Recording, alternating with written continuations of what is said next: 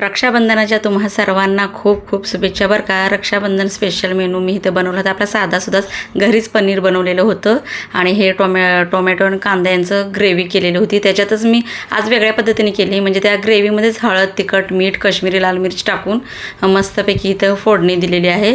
आणि एकीकडे मी फालुदासुद्धा करायला घेतला आहे गोड म्हणून, आणि ग्रेव्ही छान शिजल्यानंतर त्याच्यात पनीर टाकले आणि एकीकडे दुधामध्ये हा फालुदा पूर्ण टाकला. 1 लिटर दुधामध्ये टाकायचं पूर्ण.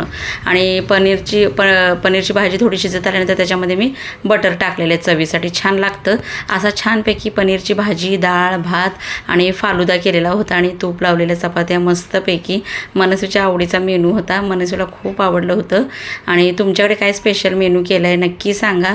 रक्षाबंधनाच्या पुन्हा एकदा तुम्हा सर्व भावा बहिणींना खूप खूप शुभेच्छा बरं का. देवाला निवदसुद्धा दाखवलं. निवद दाखवल्यानंतर कारभाऱ्यांना हे खायला दिलेलं आहे मी ताट. चला व्हिडिओ आवडला सबस्क्राईब करा बरं का, विसरू नका.